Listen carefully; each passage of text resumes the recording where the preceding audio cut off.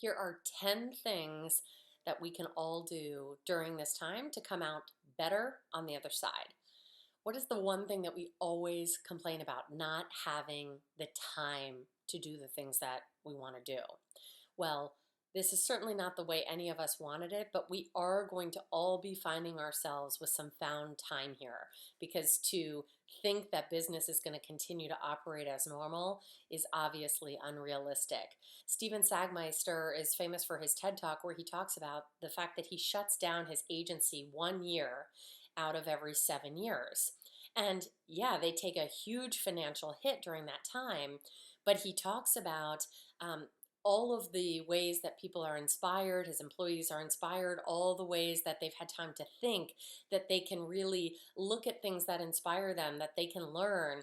And so he talks about that the majority, like 80% or something of the business that they do over the next 7 years all comes out of that 1 year sabbatical. And that can be the power of time off or found time if you really utilize it to the best of its ability. So, here are 10 things that we could all be doing with some found time. And the main thing, these are just 10 ideas, but there's tons. The main thing is to think about, what do I feel like I never have time to do that I could be doing to invest in myself now to come out on the other end much better, in a better position to be able to tackle my goals.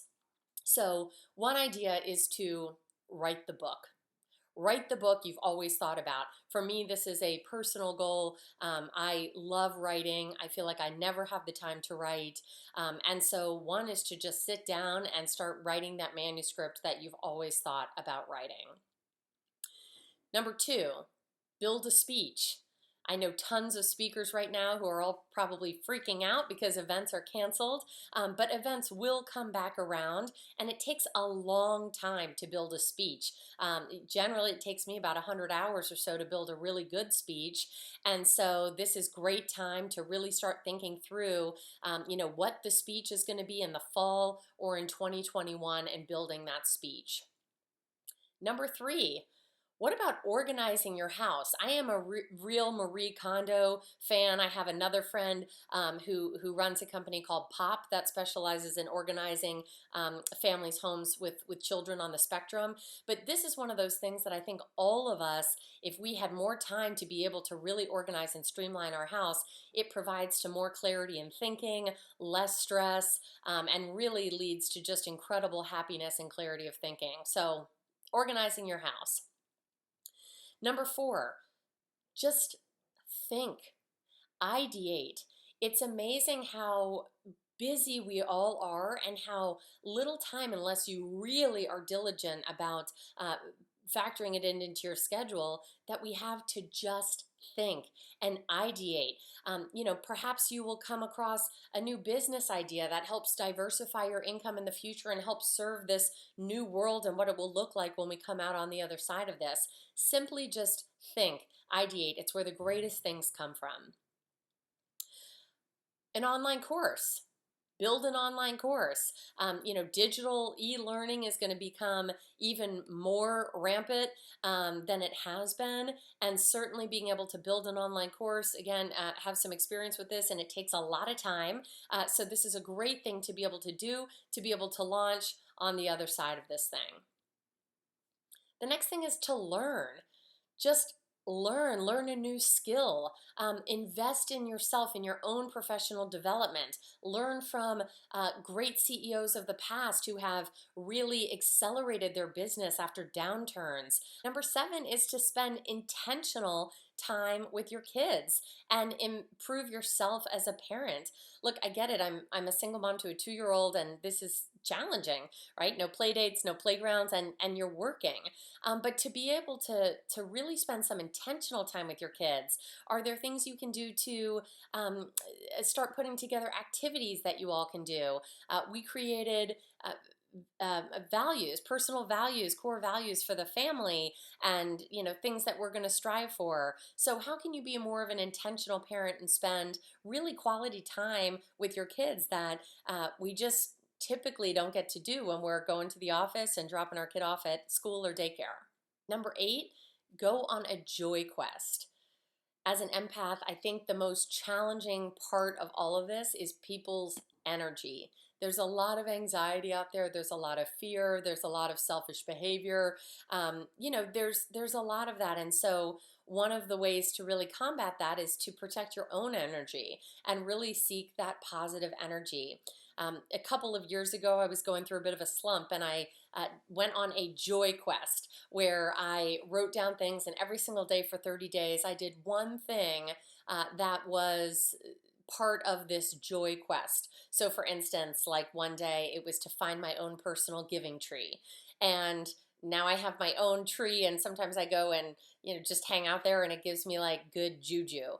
But anything that just makes you feel joyful, one thing a day. Do a 30-day joy quest just to keep your energy positive and make sure that that's what you're putting out into the world. Number 9, volunteer. If you have a heart for service but just absolutely can't find the time to volunteer when you're working 40, 50, 60 hours a week, this is a great time to be able to do that. Certainly our world needs it more than ever. Perhaps you can drive groceries to senior citizens, or help out at medical facilities, or offer PR services to small businesses who really need some crisis management here. But anything that you can do, maybe to volunteer, to donate your time, it's a great opportunity to do it. And my 10th and final suggestion for what to do during some found time when business is not operating as normal is to read. There are so many great books out there that can change your thinking, elevate your way of doing things, increase the knowledge in your mind, in your spirit, in your body, in your heart. And so read. I think all of us really love to read, but again, it's hard to find the time in normal day-to-day life. So stock up on Amazon, read some wonderful books, send out suggestions to other people. I know this all sucks, it's difficult, it's challenging, and it's nerve-wracking in terms of what consequences it might have, but I really encourage everybody to think of this as an opportunity. I mean, I think we all understand fundamentally that if we invest in ourselves, we become better humans. But there's just so little time in the day-to-day unless you are really intentionally carving all of that out. And even when you are an intentional person about that, it's just the day-to-day, the immediate kinds of things seem to take precedence. So I would just encourage you, whether it's one of those 10 things that I mentioned or something else that's speaking to you, just invest in yourself during this time so that you can improve yourself, and ultimately the entire world benefits on that on the other side of this thing. Feel free to leave comments on what you're going to do to invest in yourself over the next couple of weeks or months, and would love to just encourage each other, support each other. Please let me know if there's any way that I can help, and really I wish you the best of luck. Stay safe, stay healthy, and keep investing in yourself to be a better version on the other side.